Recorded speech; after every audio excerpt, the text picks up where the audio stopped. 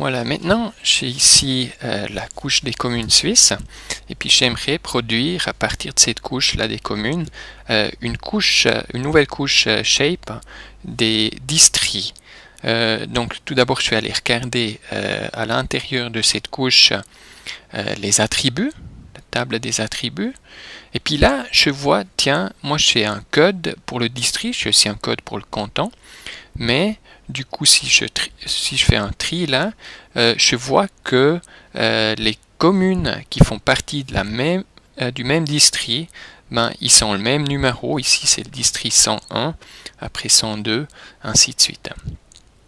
Donc, pour faire cette opération de création des districts, je peux faire une opération géométrique qui s'appelle le dissolve, qui en fait fonctionne de la manière suivante. En fait, on va donner un attribut, et puis si l'attribut est le même, les polygones d'origine, donc les communes, sont fusionnés en un seul polygone à la sortie.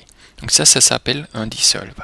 Donc pour le faire, on sélectionne le menu vecteur, et puis c'est dans Geoprocessing Tools, puis là, il y a effectivement un dissolve qui est là.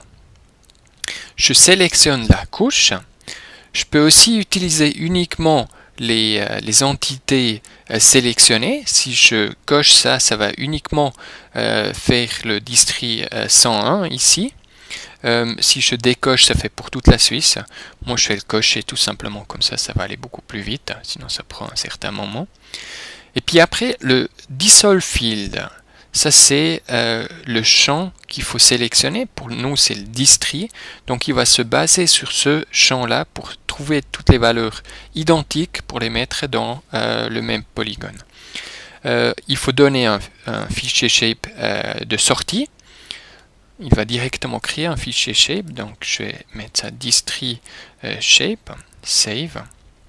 Je vais dire OK, ben voilà, c'est fait, vu que c'était assez petit. Et puis il me demande si je vais ajouter la nouvelle couche à mon projet QGIS. C'est ce que je dis oui. Je ferme aussi cette fenêtre là. Et puis j'ai ici, bon c'est tout petit maintenant, mais c'est un seul district. Mais si j'avais décoché la petite case, ça aurait été pour toute la Suisse. Puis si je vais maintenant identifier cet élément, voilà, je vois juste que c'est le district 101. Il a pris les attributs en fait un peu de manière aléatoire d'une des communes. Donc on a tout simplement une des communes dedans. Tous les autres attributs évidemment, c'est pas valable. Voilà, donc ça c'est tout pour créer, c'est assez simple finalement.